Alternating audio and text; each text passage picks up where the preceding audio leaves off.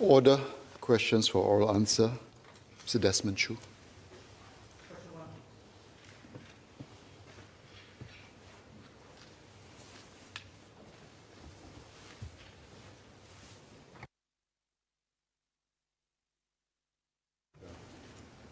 Mr. Speaker, sir, Happy New Year to everybody.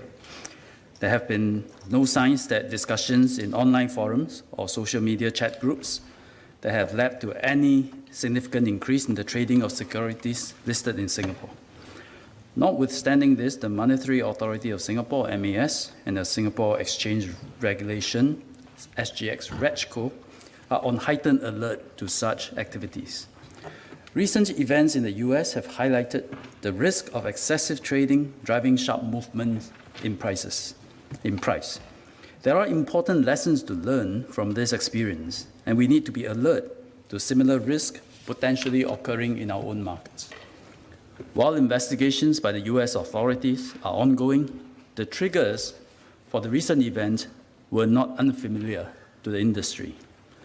Certain investors had accumulated large short positions, exerting downward price pressure in the affected stocks. This was followed by online discussions amongst retail investors to buy the stocks, which increased their prices. These prices have since fallen from their peaks, raising a new issue of whether the price increases were sustainable.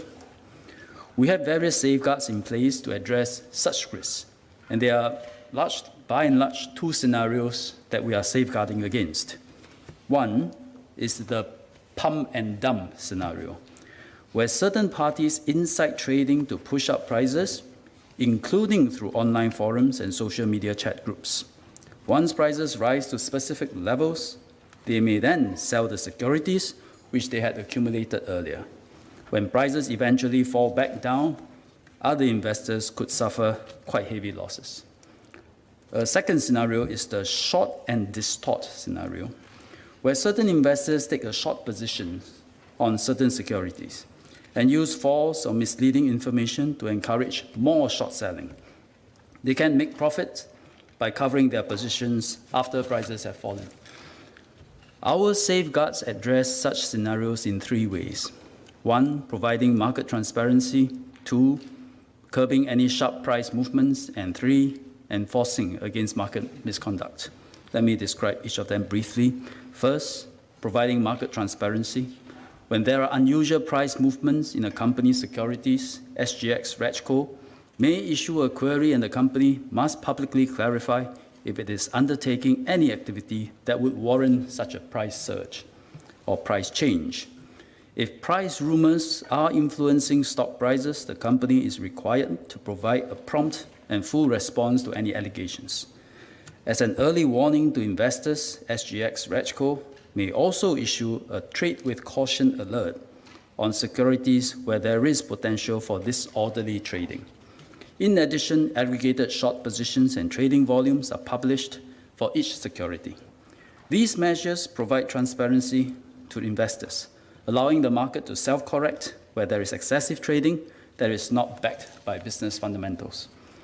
Second, to curb the effect of a sharp movement in the price of a security, a circuit breaker may be triggered that temporarily suspends trading. SGX may also impose additional conditions, such as restricting specific market participants from trading or requiring investors to place more collateral.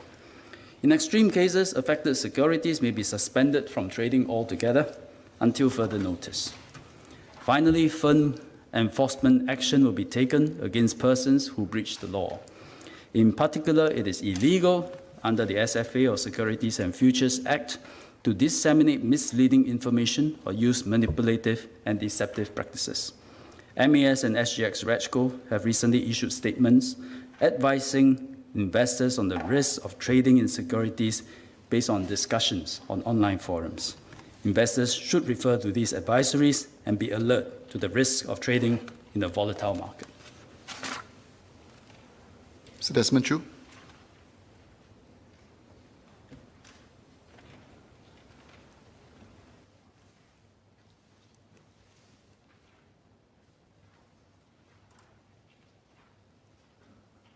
I'd like to thank the Minister for his clarification. I have 2 points of clarification. The first one is, with our safeguards in place, what is the likelihood of short squeezes happening in Singapore and thus leading to massive market dislocation?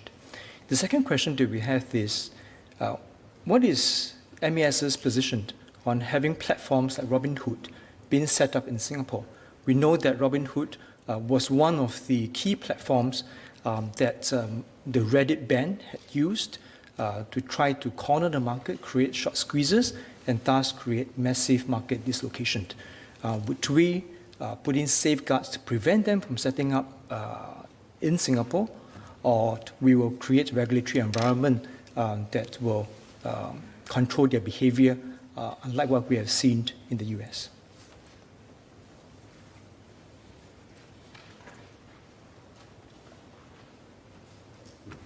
On short squeezes, the short positions in Singapore compared to the US is much less.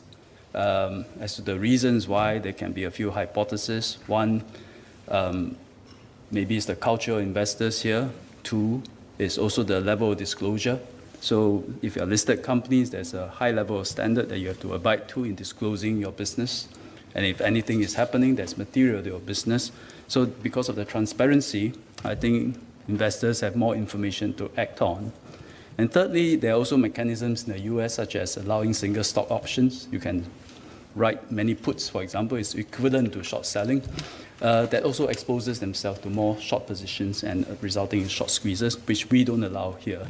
So for various reasons, plus all the measures I mentioned earlier, enforcement, being alert to such price surges, implementing circuit breaker, so all these, I think, contributed to it.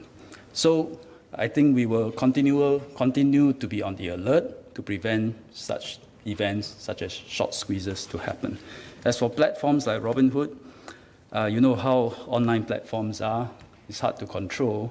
So I think ultimately it's still about having a good, transparent, efficient regulatory regime and functioning of the market to prevent such things from happening in the first place. Mr. Chris D'Souza. Question 2, please.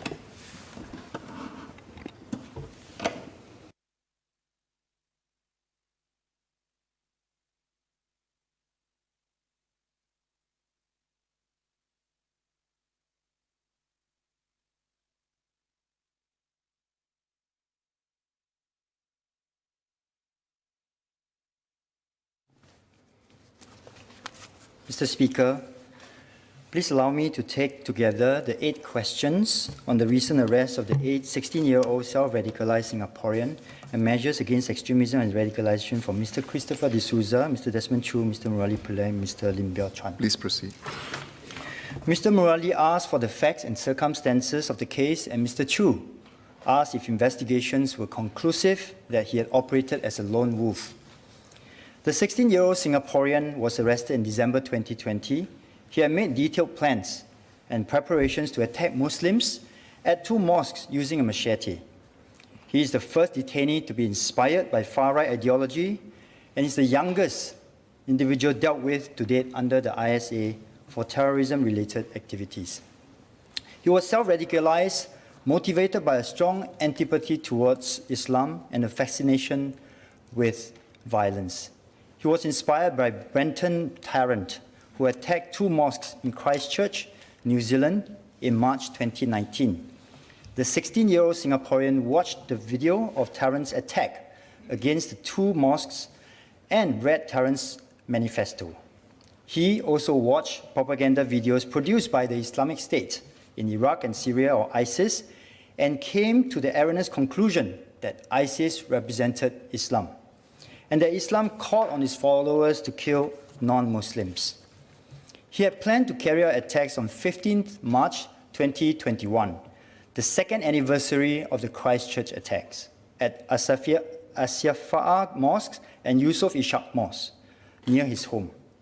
To prepare for this, he conducted online reconnaissance and research on both mosques, devised a plan to procure a vehicle to use during the attack, bought a tactical vest from an online platform which he intended to adorn with right-wing extremist symbols, and strap on his mobile device to live stream the attack. Watch videos to learn how to wield a machete, to inflict fatal wounds, and intended to purchase one from an online marketplace. He also wrote 2 documents which he intended to disseminate prior to his attacks. Both documents express his misguided hatred towards Islam, as well as support for the Christchurch attacks and far-right ideology. ISD's investigations found that he was operating alone. There was no indication that he had tried to involve others in his plans.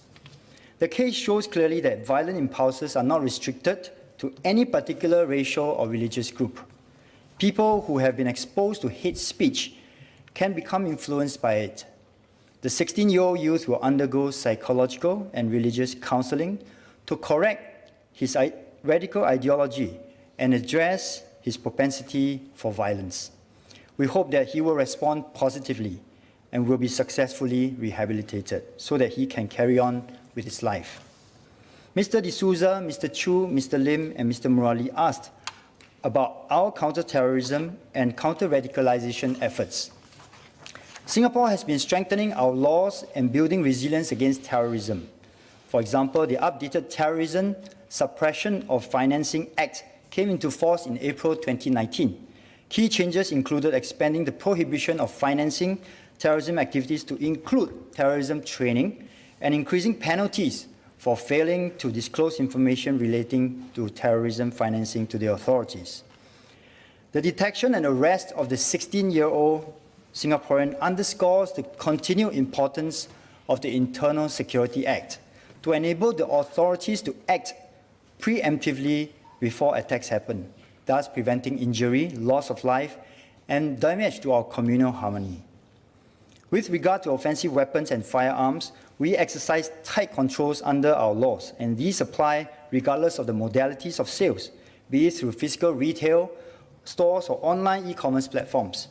The Guns, Explosives and Weapons Control Act was passed by Parliament in January this year, and it replaced the Arms and Explosives Acts and strengthened our regulatory and enforcement regime.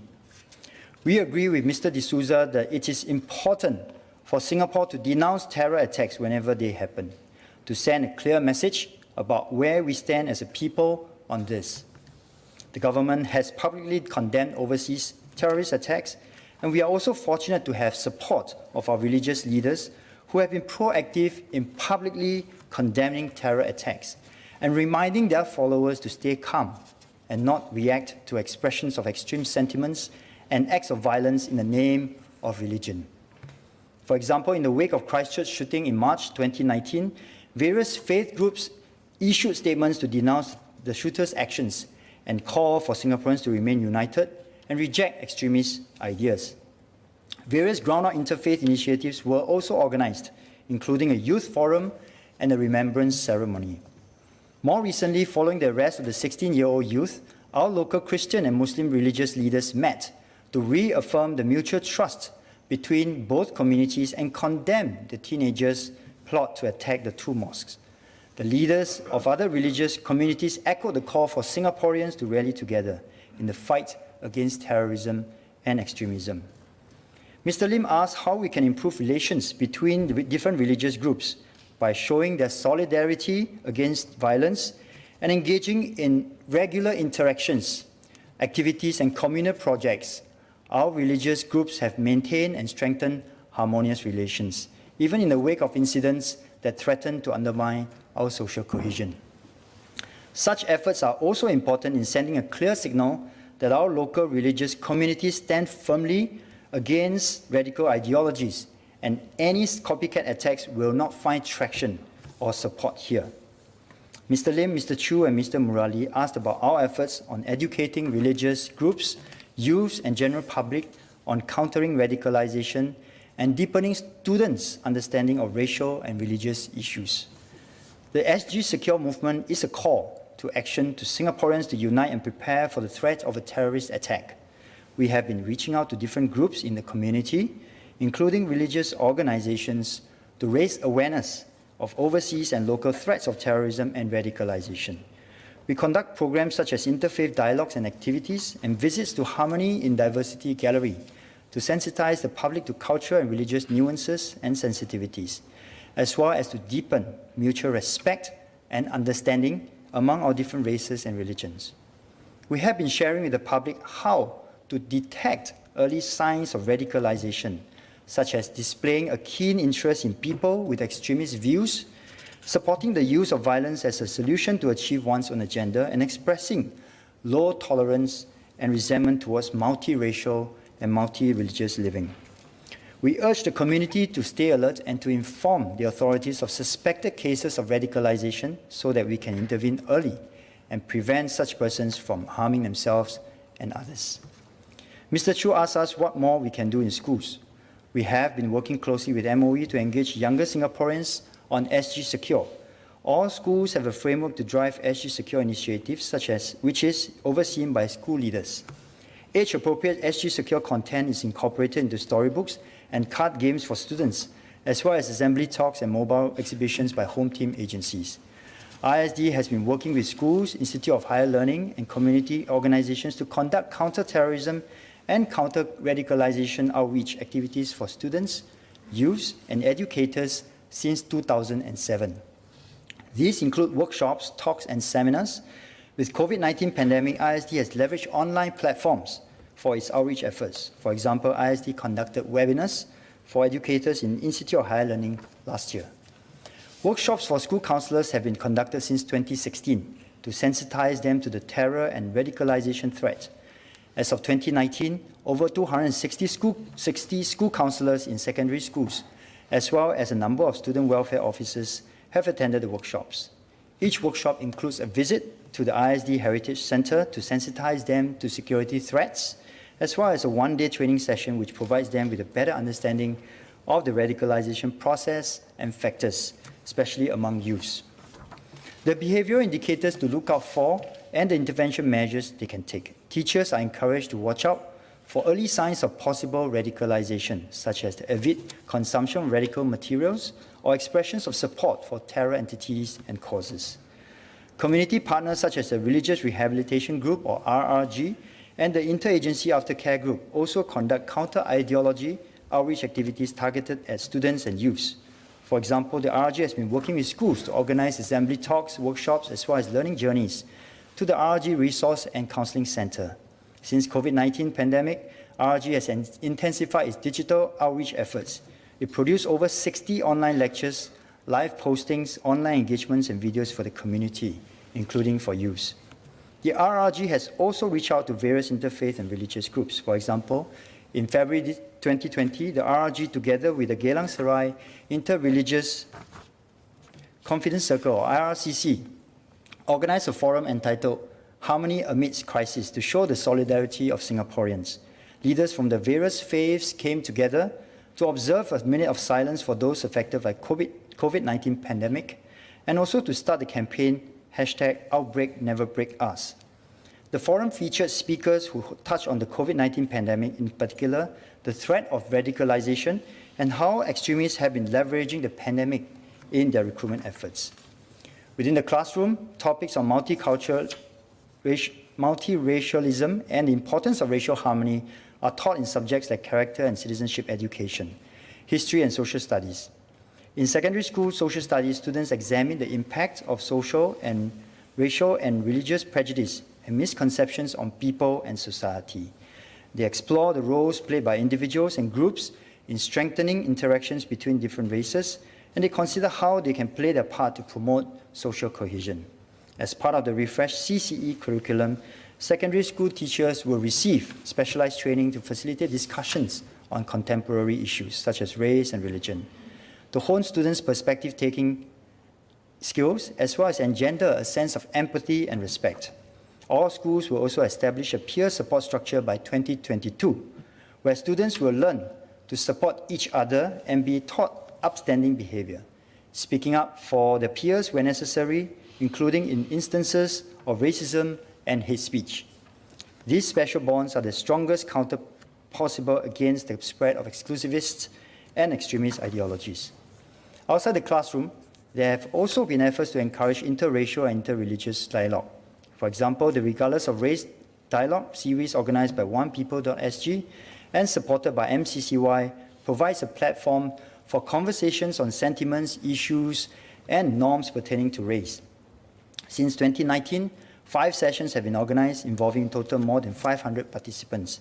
Another community-driven initiative to provide more safe spaces for open conversations on religious issues is the Ask Me Anything series, facilitated by an NGO, non-government organization, the White Hatters Limited. MCCY organized a hackathon for social cohesion in November and December 2020, where more than 200 youths were invited to pitch innovative ideas on strengthening social cohesion and implement projects that promote social, racial, and religious harmony. Mr. Speaker, a cohesive and united society is the best defense against terrorism and radicalization. We will continue to strengthen our efforts to build a resilient community that is prepared for a terrorist attack in Singapore and plays an active part to safeguard Singapore's unity in the face of this threat. Thank you. Mr. Chris D'Souza.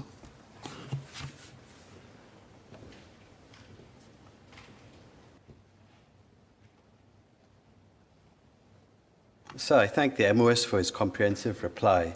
On the one hand, a 16-year-old wielding a machete can cause serious harm, what more in a religious worship place, and therefore taking this seriously and the detention was the correct thing to do. On the other hand, he is just 16 years old and he has a 16-year-old mind.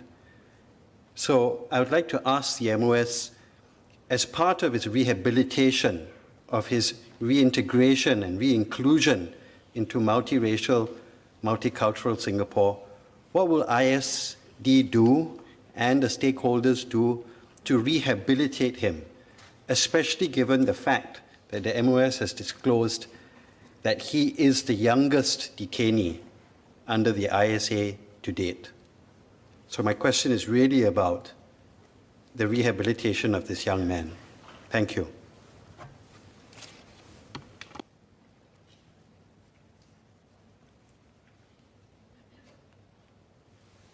Thank you, Member, for the question.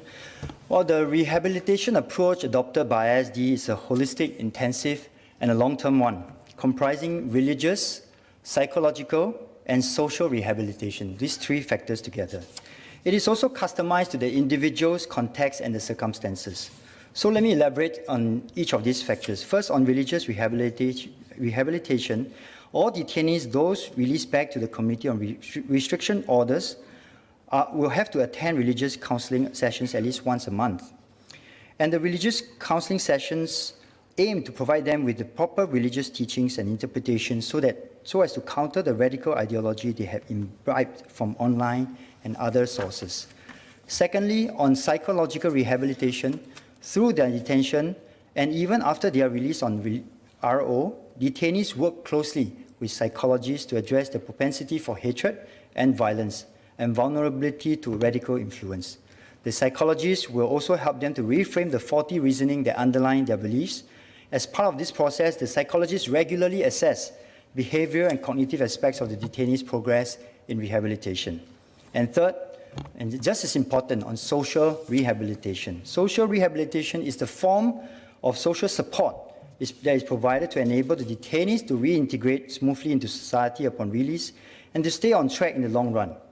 Family, in this regard, play a key role and key part in this process.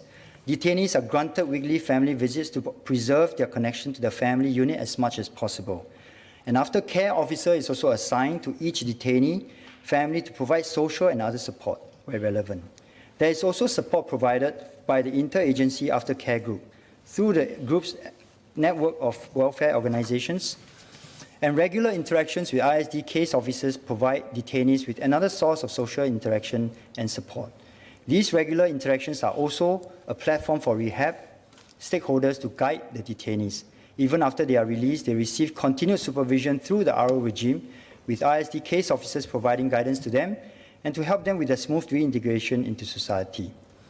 Specifically for youth cases, while priority continues to be given to address the ideological misconceptions that underpin their radical mindsets, additional attention is also paid, and in this case, to this 16-year-old youth, to address the non-ideological factors that led to their radicalization, such as the sense of belonging and identity, critical thinking skills to discern radical rhetoric online, mental resilience to cope with life stresses. In particular, efforts are made to enable detainees to continue with their education where it is practicable. This was assessed to be critical in keeping these youths motivated and focused. ISD work with their families, the schools, and other rehab stakeholders to create a conducive environment to facilitate their studies. A mentoring program tailored to meet the rehab needs of these youths are also introduced in 2016. The mentor-mentee relationship will continue after the release to ensure that they stay focused on pro-social goals. The rehabilitation for the 16-year-old youth, as mentioned earlier on, will be largely guided by the approach that I have detailed above. We will also apply some of the best practices from the rehabilitation of previous youth cases. For example, in consultation with his parents and former school, ISD has made arrangements to facilitate his continued education while in detention. This includes arranging for tutors to assist him in preparing for his national exams this year. A mentor has also been identified for him. In addition, ISD is working very closely with the National Council of Churches of Singapore, or NCCS, which is keen to be involved in the youth rehabilitation to identify a suitable Christian counselor for him. Mr. Murali Pillai.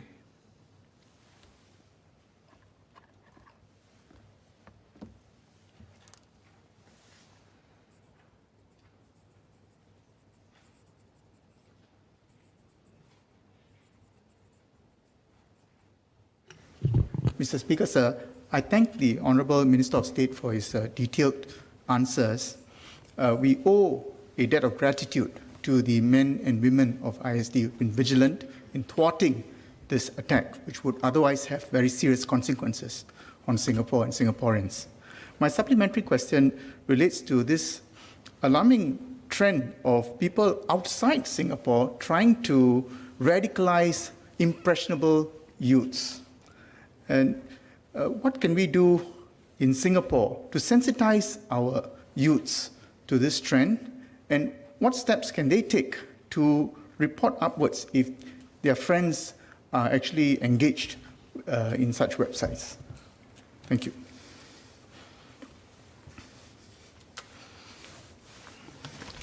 I thank the member for the supplementary question. And in my earlier reply, I've mentioned this is one of the key efforts that we are putting upstream to ensure that we educate our people, and that is the best line of defense to ensure that they understand what is the right teachings and not be swayed by radical and extremist views.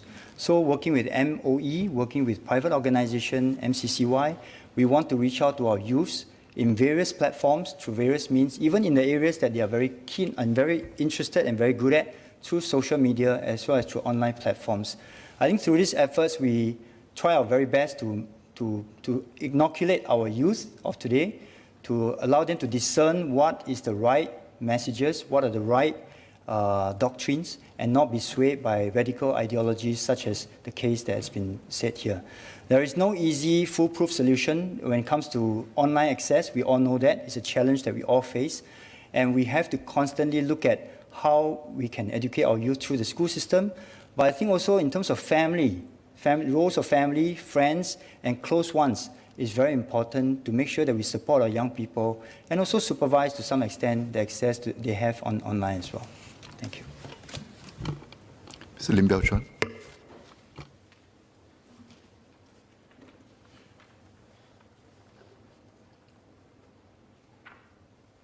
May I ask the Minister of State, how often does ISD meet up with groups of religious leaders to brief them about what to look out for when reaching out to their members of their religious groups?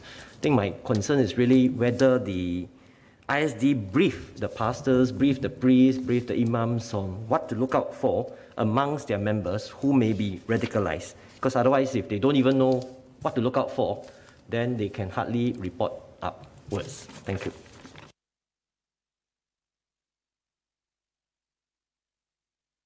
Yes, ISD regularly engages the religious group. I don't have the exact frequency.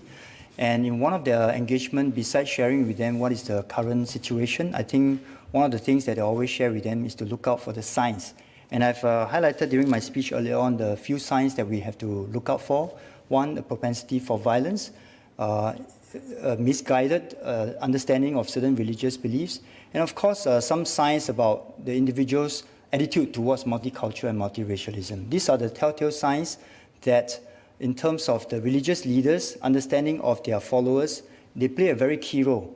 Because I think in their interactions with their followers, they will come across different expression of their understanding of the religion as well as the situation in Singapore. So ISD do that very regularly, not just with the religious leaders groups, but also with educational institutions as well as community groups to spread this important message and also to allow them to understand what are the telltale signs to look out for. Mr. Jerogam.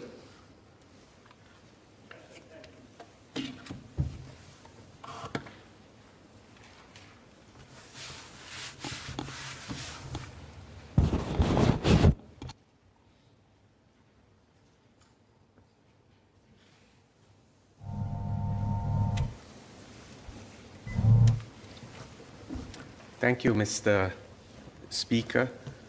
Apart from Mr. Giam, I think Mr. Christopher D'Souza also asked some questions for written answers. And I know the situation in Myanmar is evolving and there may be other members of parliament who are following this closely, so I will give a somewhat more comprehensive answer. The National League for Democracy achieved a landslide victory in November 2020 general elections. In the early hours of the 1st of February 2021, the military in Myanmar, the Tatmadaw, detained State Councillor Aung San Suu Kyi, the President, Win Myint, and other leaders of the NLD government. The detentions occurred in the country's capital just before the new Union Parliament was scheduled to convene. Daw Suu is presently under house arrest. The military has imposed a one-year state of emergency. They have formed a state administration council and apparently appointed new cabinet members. There have been large-scale protests against the military, and these protests have taken place across Myanmar. There are media reports that some protesters have been injured, and sadly, one succumbed to her injuries.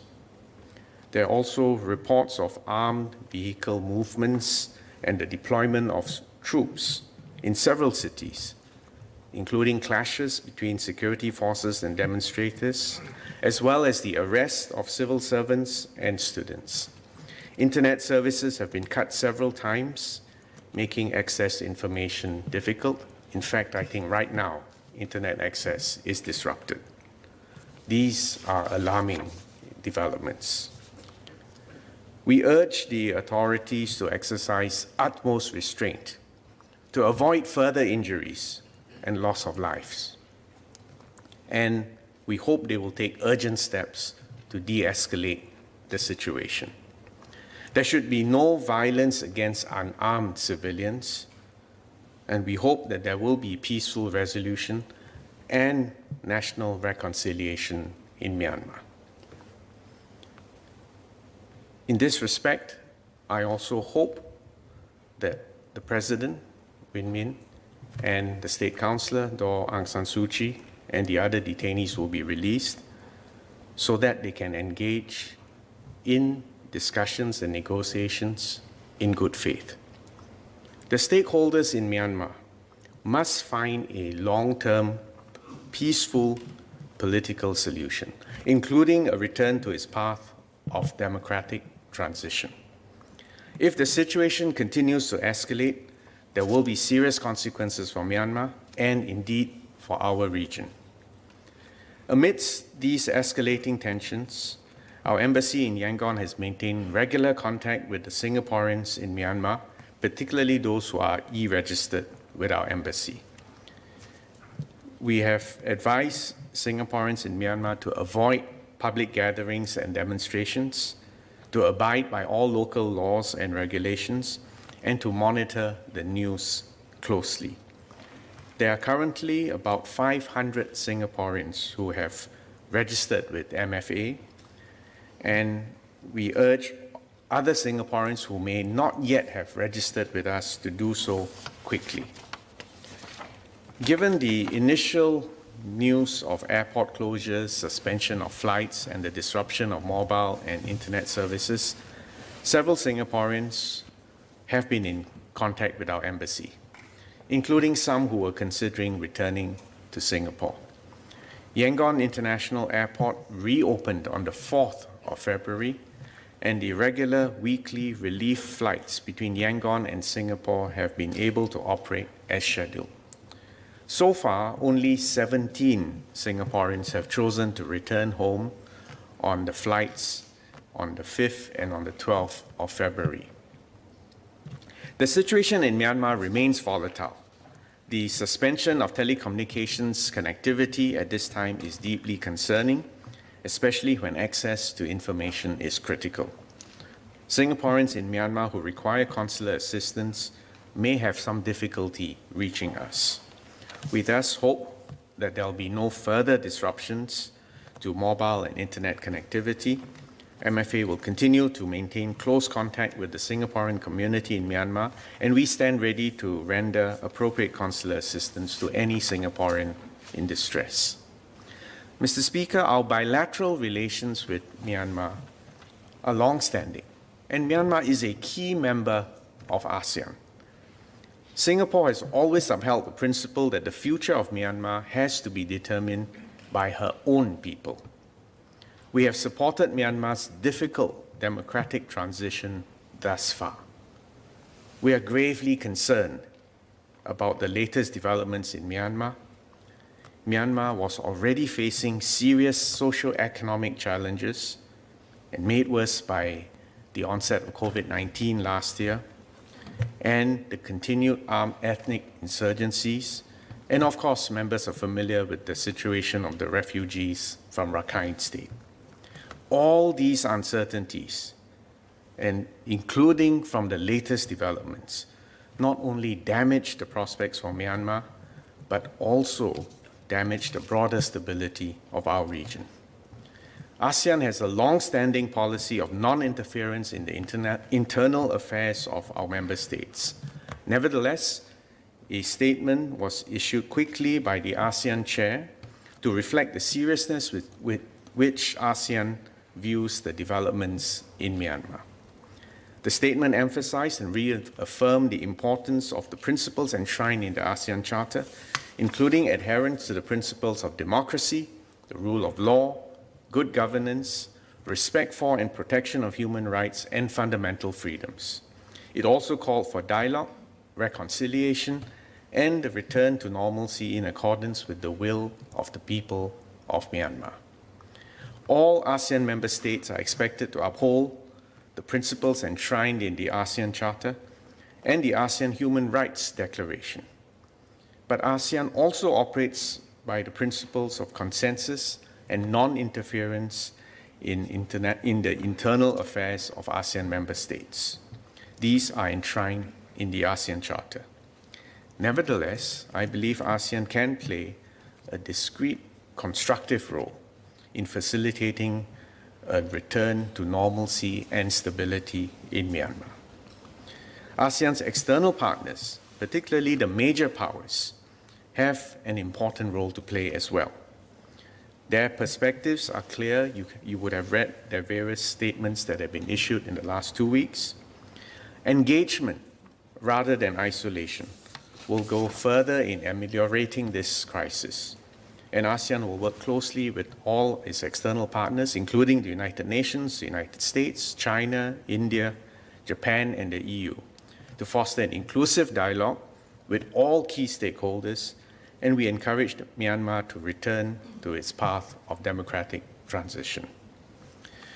Unfortunately, the recent political developments in Myanmar will inevitably further complicate the situation in Rakhine State and the refugees from that state. and therefore it will also inevitably delay the efforts to commence repatriation of the displaced persons. And consider that we are also dealing with the COVID-19 pandemic, which is affecting Myanmar. So it will take time to reach a long-term political solution in Myanmar, as well as in the Rakhine State in particular.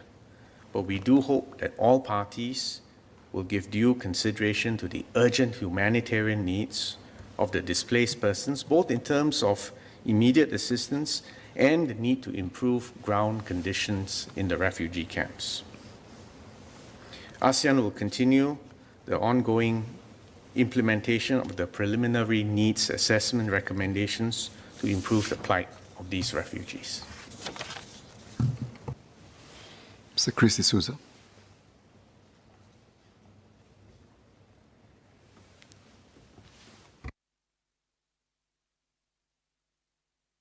I thank the Minister for Foreign Affairs for his comprehensive reply. There are many moving parts on Myanmar: the ASEAN Human Rights Declaration, the ASEAN Charter, a potential collective position of ASEAN on the recent developments, and how the military coup will impact the goal of the repatriation of Rohingya refugees to Myanmar. I want to ask the Minister what are his and MFA's view on the more strategic aspects of the unfolding developments, especially on the goal of a democratic transition in Myanmar. I appreciate there are many moving parts, but what are the strategic aspects and his predictions, if one can call it that, in light of the military coup ensuing in Myanmar presently?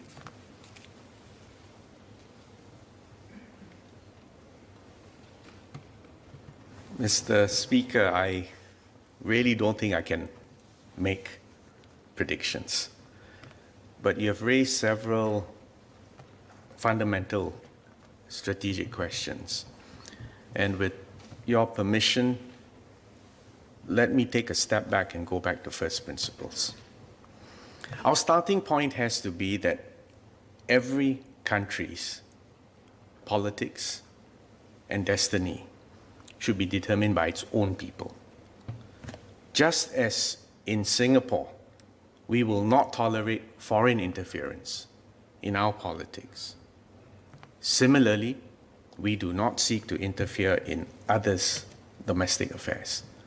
This is a principle we hold fast to, and in fact, this is a foundational principle of ASEAN.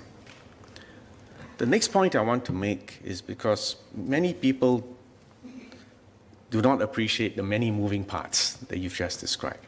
But let me give you a few facts. Myanmar is the 40th largest country in the world by size, twice the land area of Vietnam. It is resource-rich, mineral-rich. It has a mostly young, intelligent, hardworking, disciplined population of 55 million. Many of us here have colleagues or friends from Myanmar, and you will know that these descriptions that I've used are accurate. Their median age is 29. 55% of their people are below the age of 30.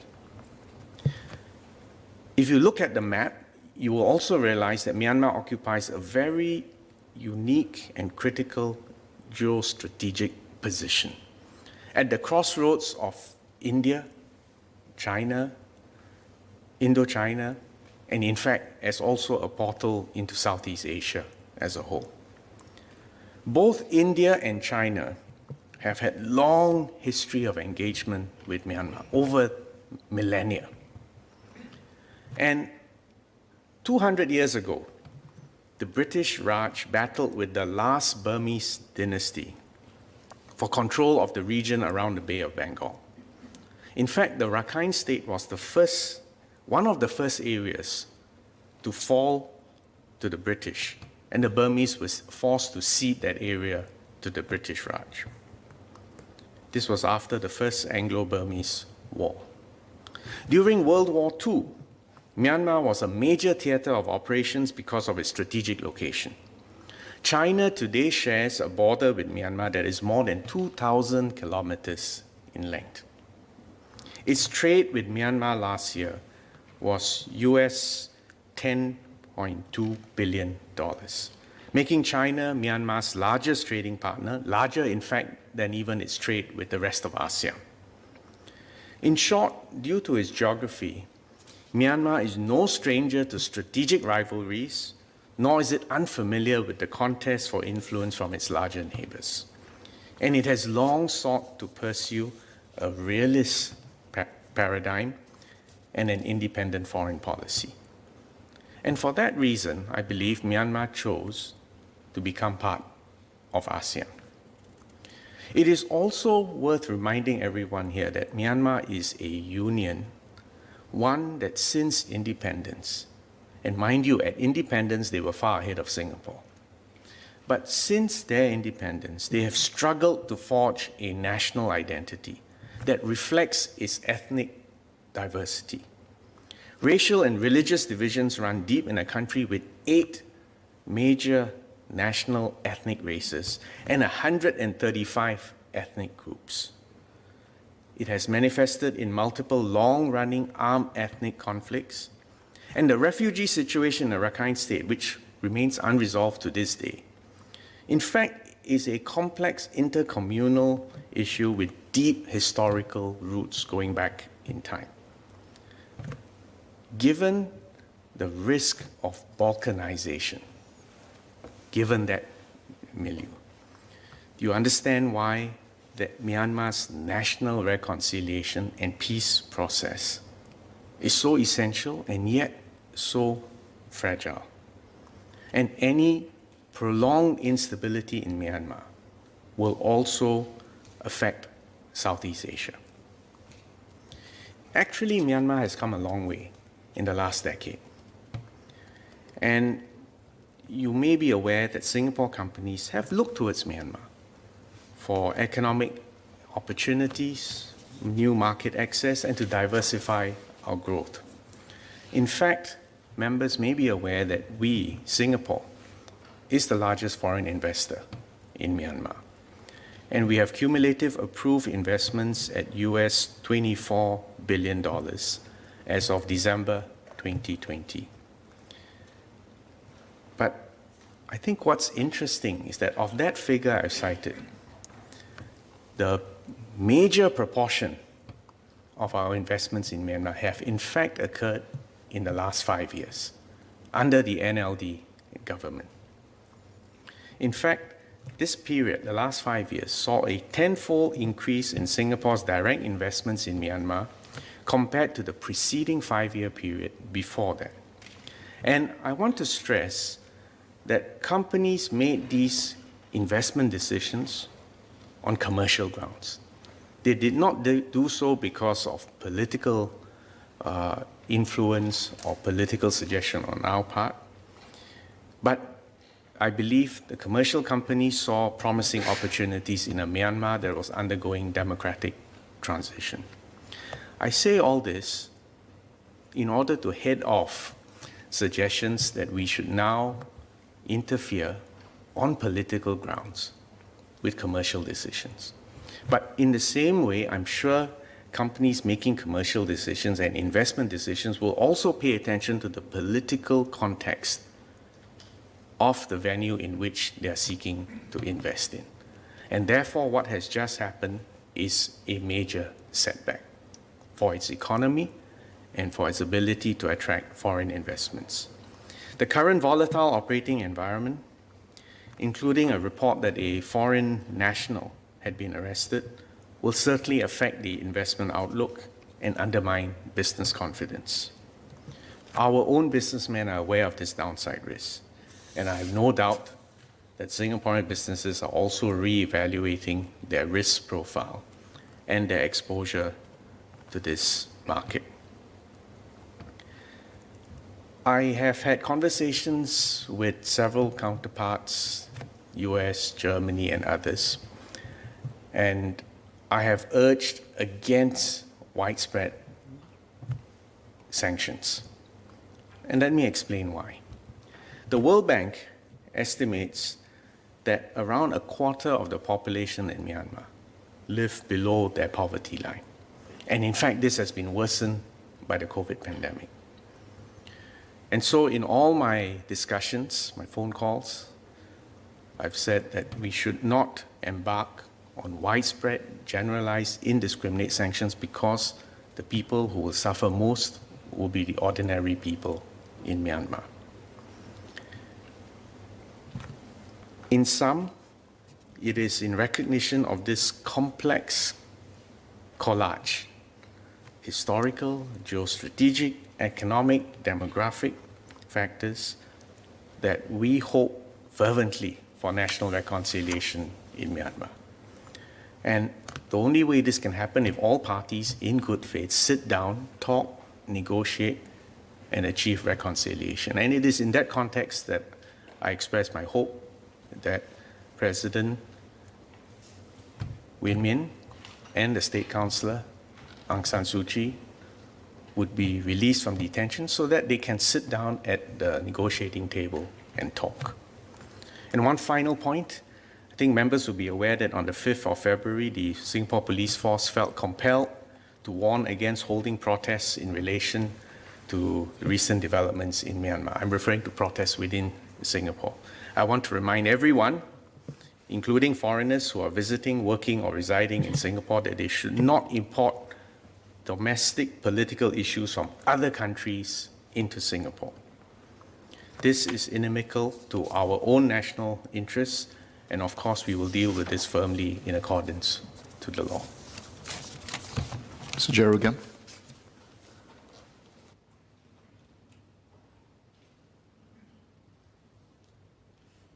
Thank the Minister for his very comprehensive reply. Regional instability precipitated by events like in Myanmar can impinge on Singapore's interests. I understand that there's a special meeting of foreign ministers of Southeast Asian nations being called to discuss the situation in Myanmar. Will Singapore be represented at this meeting, and what are the key objectives that Singapore would like to see achieved at this meeting? Secondly, given that Singapore is one of the largest, in fact, the largest foreign investor in Myanmar, does the Singapore government or Singapore companies, including Temasek Link companies, have any joint ventures with the Myanmar military and its network of companies? If so, given the high possibility that the US and other Western nations may slap further sanctions on Myanmar, the Myanmar military and its companies, is the government providing the necessary advice and assistance to companies which may get caught up in this so that they can reduce their exposure? Thank you.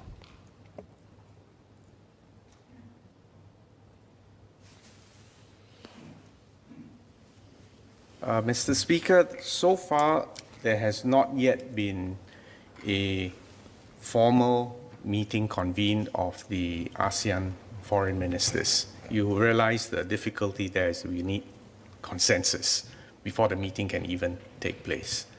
Having said that, however, I can assure you that there's been an intense flurry of communications, bilateral and group, amongst the foreign ministers in ASEAN. What is the key objective? Our key objective is to achieve peace, reconciliation, and, as I said, to help Myanmar get back on the road for democratic transition.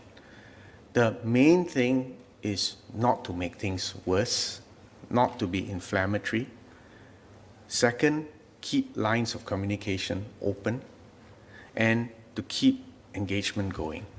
And that's why also in that respect, this question of economic sanctions and the rest of it, I think I've explained in my answer just now, that we are not in favor of generalized sanctions which will hurt the ordinary citizens of Myanmar. I've also answered earlier on our advice to businesses that you have to take into account political risk and social and political dynamics before making these investment decisions. And I'm sure all our companies are currently re-evaluating their position. But again, I want to emphasize that it is crucial for us in both good times and bad times to maintain this separation between politics and business. and let businesses make commercial decisions, investment decisions on their own merits. And I think this is a good time for us to maintain that discipline. So no, I will not give specific advice to companies, but I will make, to the maximum extent possible, all information available in this house and beyond so that people can make their own commercial and investment decisions. Ms. Hertingru.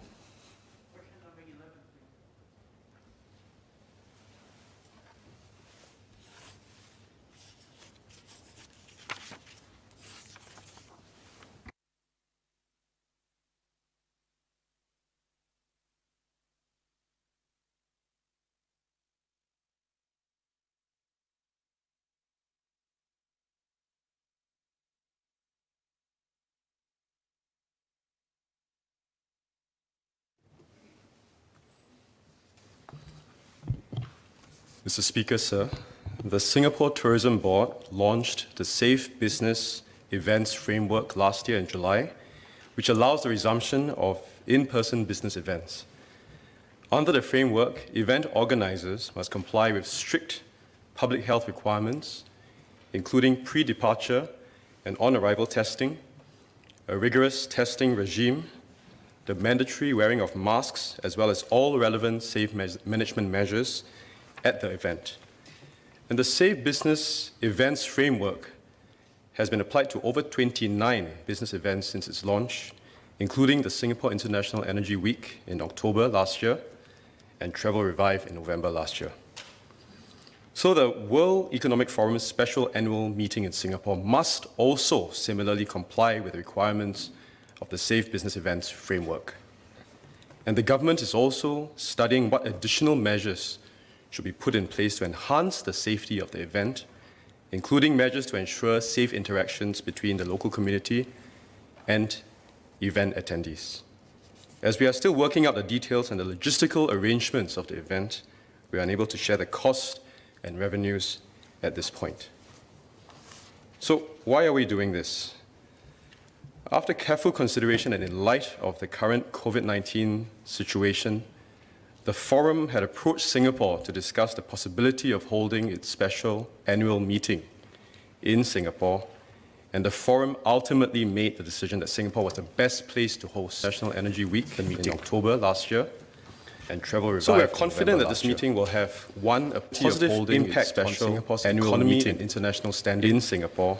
Two, and the Forum will have a direct benefit decision that Singapore was the companies supporting the event, including local companies.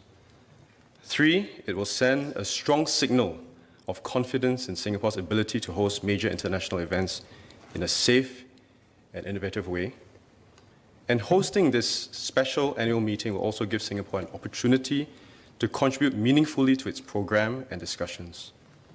So we welcome this opportunity and will work with the Forum to strengthen the meeting's focus on Asia because of Asia's growing economic weight and its strategic importance to the global economy. I'd like to assure the House that we will continue to monitor the COVID-19 situation in Singapore and around the world and put in place the necessary contingency measures to ensure the safe conduct of the event. Thank you. Sir James Lim.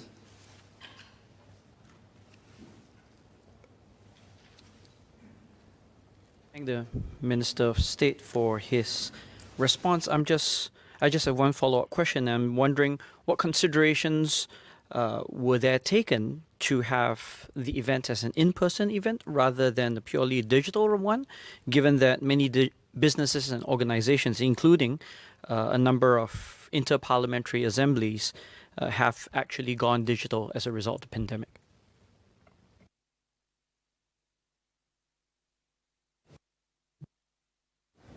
I thank the member for his question and just give some context also. First of all, the Forum had ultimately made the decision that Singapore was best placed to host the meeting. On 7th December, MTI and WEF concurrently issued press releases respectively to announce they would host the event in May. On 3rd February, WEF proposed to postpone it to 17th to 20th August. There are a few things. The first is that we are slowly opening up our events in hybrid manner. And so if you look at what we've done over the course of the year, in about 29 different events, including the Singapore International Energy Week, including Travel Revive, including SFF and Switch, we have now started to build muscles to ensure that we can safely conduct and innovatively conduct events that are in hybrid format, and to ensure safe in-person meeting with all the relevant prevailing safe management measures in place. We will continue to monitor the situation globally and ensure that over the course of the next couple of months, as we continue to have other events, we will look at different measures to further enhance and protect event attendees as well as our local community in the conduct of these events. Thank you. Mr. Tingru.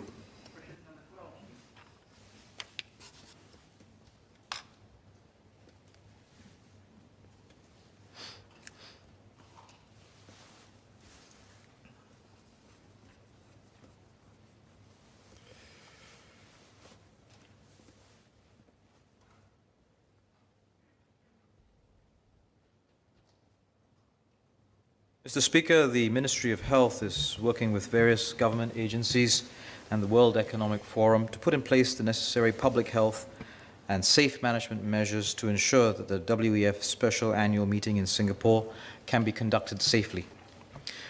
To actively detect any cases of COVID-19, we will implement rigorous testing arrangements for local and foreign event attendees in lieu of them serving stay-at-home notices. We'll also implement safe management measures such as mask wearing, safe distancing, and mandating the use of trace-together technology to minimize the risk of transmission and to facilitate the identification of close contacts for isolation. In addition, a physical segregation of event attendees from the local community will reduce the risk of infection spreading from event attendees to the local community at large, and vice versa. Over the next few months leading up to the special annual meeting, the Ministry of Health will continue to assess the COVID-19 situation locally and globally and adjust the public health measures for the event as necessary. We will work with the forum to clearly communicate these measures to attendees so that the event can proceed safely. Associate Professor James Lim.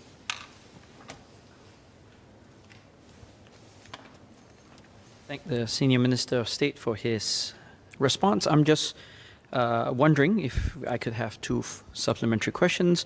If in the event that that in spite of our best efforts, the event turns out to be a super spreader event, I'm wondering if there is a contingency plan, and given this contingency plan, how the public and providers will be prepped to deal with the events as they unfold.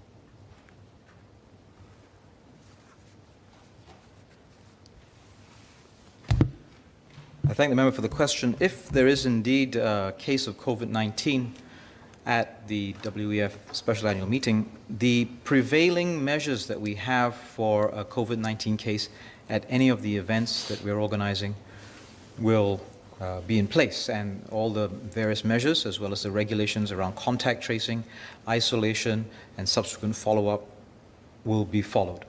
The protocols are being put in place and are being operationalized already because we are already hosting and organizing events. This will be at a larger scale, and it will involve a wider group of delegates and attendees, but the fundamentals of our approach will be the same. Sir Gandian Po.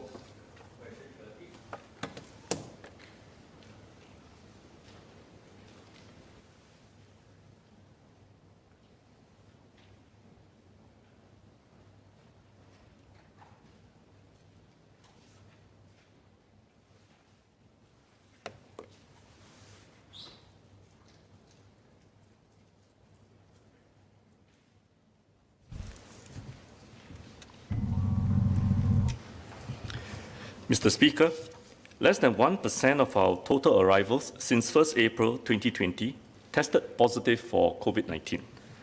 Most of the arrivals during this period were from Malaysia, mainland China, Indonesia, and India. The proportion of imported cases out of the arrivals from each of these countries and regions was 0.04%, 0.01%, 1.6% and 3.7% respectively. From 1st January 2021 onwards, all work permit and S-Pass holders are required to have medical insurance to pay for COVID-19 medical treatment and hospitalization costs. In Singapore, should a pass holder develop symptoms or test positive within the first 14 days of arrival into Singapore. As employers of work permit and S-Pass holders are responsible for their medical treatment in Singapore, this requirement helps protect employers against medical expenses. From 1st February 2020 onwards, all short-term visitors applying to enter Singapore under the Air Travel Pass and Reciprocal Green Lanes have to purchase travel insurance for their COVID-19 related medical treatment and hospitalization costs in Singapore. The travel insurance will help them pay for their costs of medical treatment in Singapore, and the visitors can purchase the travel insurance from Singapore-based or overseas insurers. The government will review whether to extend the insurance requirement to other travelers, taking into consideration the COVID-19 situations in their country of origin, as well as the availability of products in the insurance market. Thank you, sir. Mr. Leong Man Wai.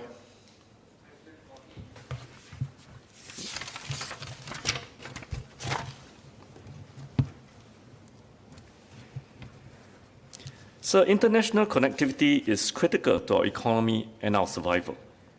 Singapore can ill afford to close ourselves off fully from the rest of the world. We need a continued inflow of migrant workers to support our key economic sectors, including construction workers to build our homes and critical infrastructure, and foreign domestic workers to support the caregiving needs of our families. Many of such workers are from India and Indonesia.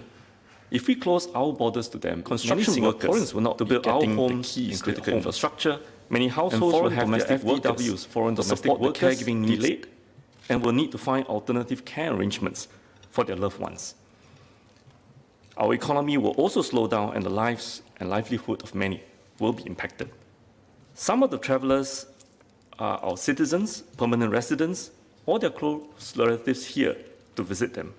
Therefore, we need to adopt a risk management approach to the inflow of these travelers rather than close the borders to them entirely. These migrant workers and visitors are subject to a set of stringent precautionary measures to keep the risk of COVID-19 transmission to our community as low as possible. These include pre-departure tests before they leave their country, on-arrival tests when they arrive in Singapore, and a 14-day stay-home notice, or SHN, at dedicated facilities, with another test before they complete their SHN and are allowed to leave the facility. As an additional precaution, all newly arrived work permit and S-Pass workers in the construction, marine and process sectors, the CMP sectors, are subject to an additional 7-day isolation and testing regime at the designated facility following their 14-day SHN. Together, these measures help reduce the risk of transmission from newly arrived migrant workers into our community. As an additional line of defense, to detect infections in the dormitories and high-risk workplaces early, workers in these settings, such as those in the aviation, the maritime, and CMP sectors, are also required to undergo rostered routine testing, or RRT, at least every 14 days. As the global situation evolves, the multi-ministry task force will continue to review our border control measures to strike a balance between public health considerations and the needs of our society and our economy. Thank you, sir. Mr. Gandiampo.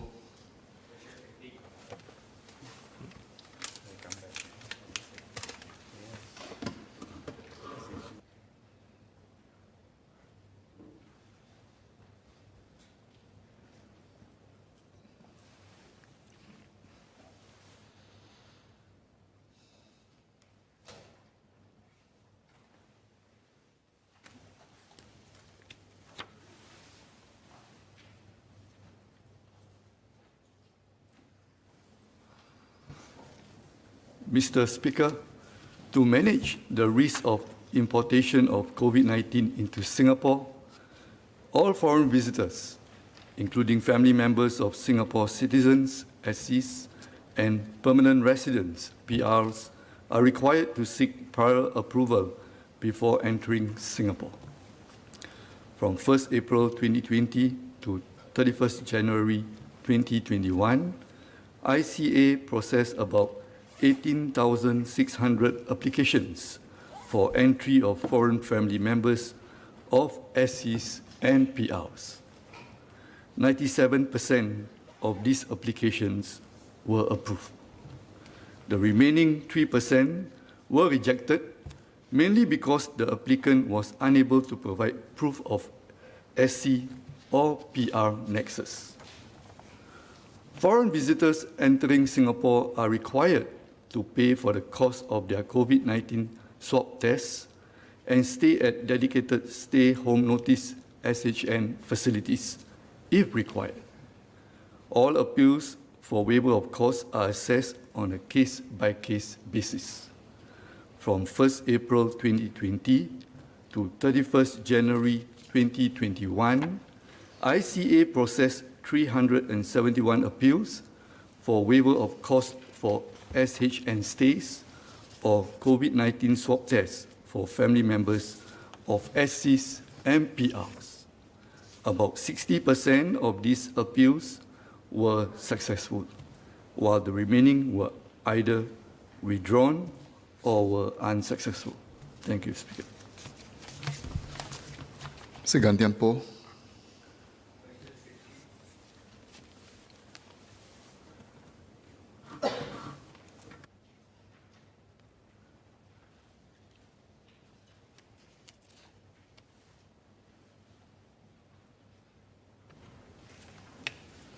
Mr. Speaker, the population of foreign domestic workers in Singapore has remained largely stable at 25,000 or 250,000. From April 2020 to January 2021, the Ministry of Manpower approved around 25,000 requests for foreign domestic workers to enter Singapore. The foreign domestic workers took on work with new employers or replaced foreign domestic workers who had left employment and returned home. About 600 Singaporeans and permanent residents whose initial applications were not successful submitted appeals, and about 500 succeeded eventually to bring their foreign domestic workers to Singapore. Appeals by Singaporeans and permanent residents for waiver of the stay-home notice dedicated facility cost for their foreign domestic workers are carefully reviewed, taking into consideration household income and financial circumstances of the appellants. About 3,200 appeals were acceded to, constituting 13% of all entry approvals.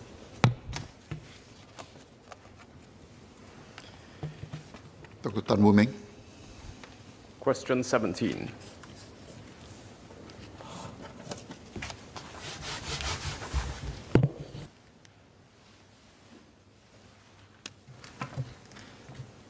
In 2020, the police received 1,848 reports of unauthorized online banking and card transactions involving criminals fishing for banking and card details from the victims before performing these unauthorized transactions. The cases are unfortunately on an upward trend. In 2018 and 2019, there were 114 and 329 cases, respectively. I think this really reflects the advent and the growing number of electronic transactions that we are seeing.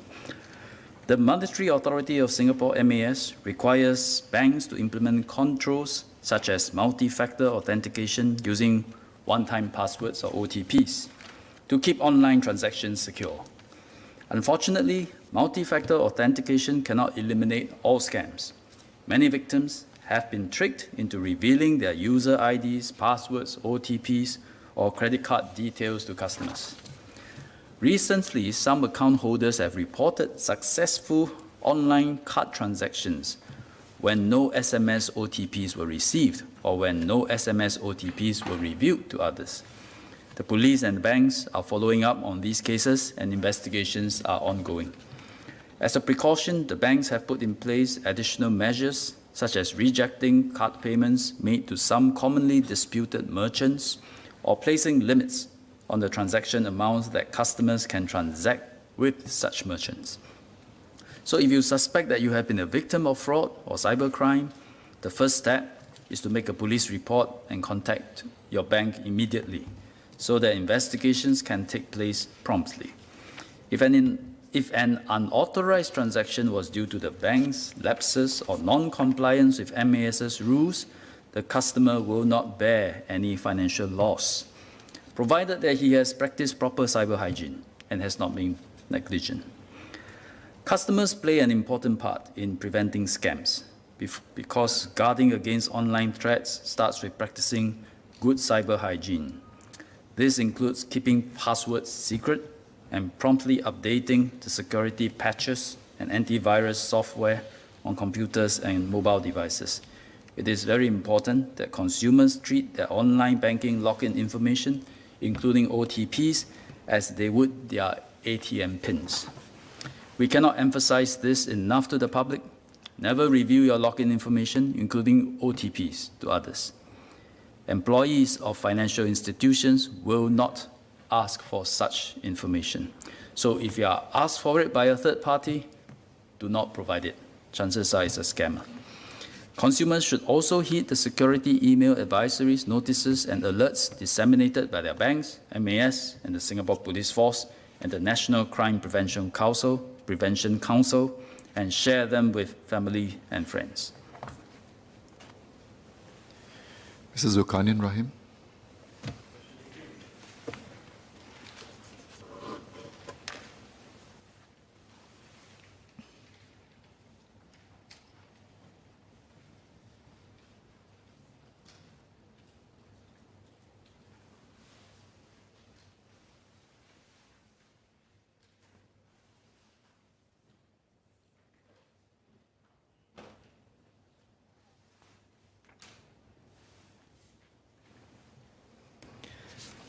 So the government provides a range of financial support measures to help patients and their caregivers defray the cost of caring for cancer patients. We have financial support schemes to help keep cancer treatment expenses more affordable for patients and their caregivers. This includes means-tested subsidies of up to 70% at public outpatient specialist clinics and up to 75% for subsidized medications. Eligible Singaporeans can also receive means-tested subsidies of up to 80% for long-term care services, such as center-based rehabilitation for cancer patients. Cancer patients can also tap on MediShield Life and MediSave to pay for both inpatient and outpatient cancer treatments. For patients who are diagnosed with terminal cancer and receiving end-of-life care, MediSave may be used to pay for home palliative care or day hospice care services, and there is no withdrawal limit if the bill is paid using the patient's own MediSave. In addition, patients with financial needs can apply for Medifund assistance, which helps to provide a further safety net for those who are still unable to afford the bills. To allow families to stretch their combined savings to cover healthcare expenses, caregivers can also use their MediSave to pay for medical expenses incurred by their approved dependents. There is a home caregiving grant, HCG, which was introduced in October 2019 to provide a $200 monthly cash grant. I say that again, a $200 monthly cash grant to eligible individuals, including cancer patients with permanent moderate disability, to defray the cost of long-term caregiving. It can be used flexibly for caregiving expenses, for example, to hire a foreign domestic worker, for the use of elder care services, or for transport to medical appointments. Another grant, the Caregiver Training Grant, allows caregivers, including working caregivers, to attend approved courses to better care for their loved ones.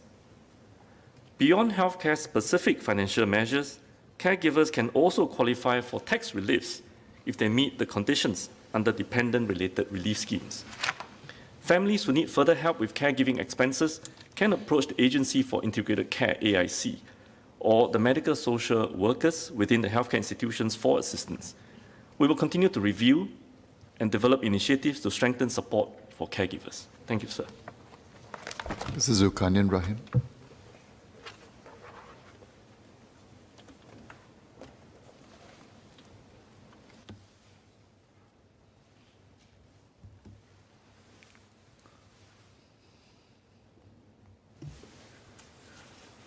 Thank you, SMS for the response and comprehensive, detailed grants and benefits available. I just wanted to perhaps explain the premise of my question. That there was a 2016 survey in Singapore about general family caregivers that showed actually half of those caregivers were actually in economically active group. They are below 50 years old, and 1 in 5 of those caregivers had to give up their jobs to care for the aged relatives, and 1 in 4 actually reported worsening of their financial position because of that. And these are the negative eventualities of having to embark on this caregiving journey. I understand that there is no limit for withdrawal from patients' own Medisave, but would the ministry also look into increasing the withdrawal limits for caregivers, or perhaps also removing any limits for those caregivers' CPF withdrawals for the purposes of assisting or paying for the relatives' medical expenses? Thank you.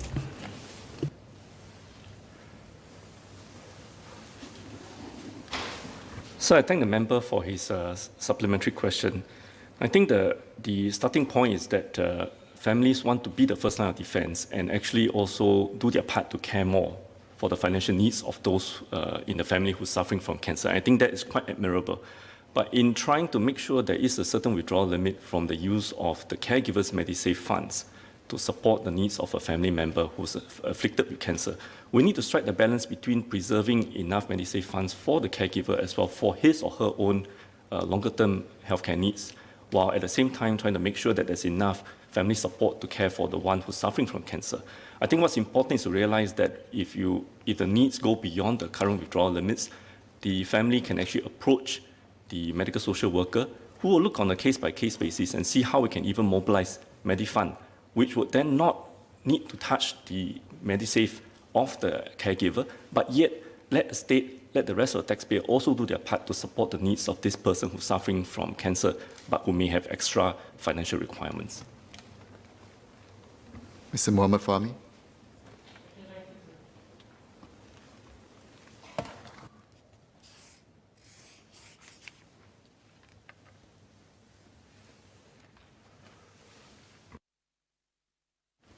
Mr. Speaker, may I have your permission to take questions 19, 20, and 21 together, please? Please do.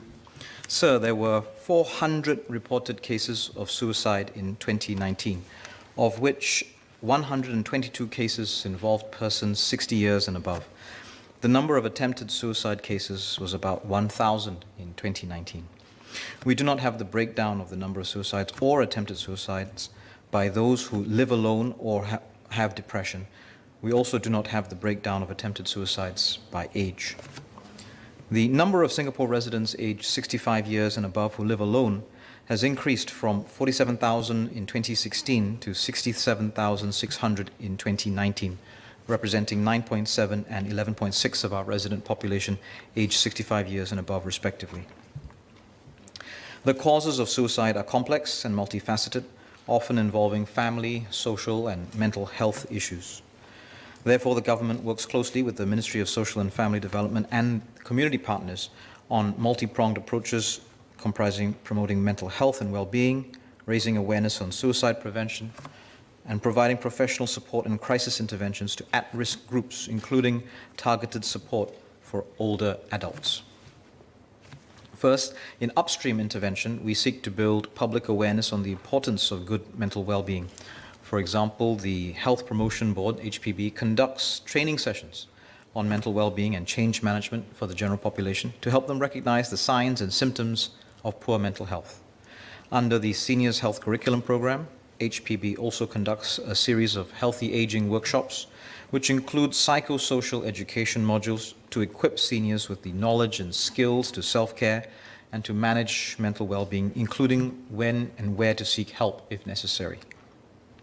Secondly, we have services and programs to provide support to older adults with social and emotional needs. For example, staff and volunteers from the Silver Generation Office, the SGO, the local grassroots organizations, social service agencies, and senior activity centers proactively and regularly reach out to seniors living alone or who are at risk of social isolation to provide companionship and to encourage them to participate in social activities.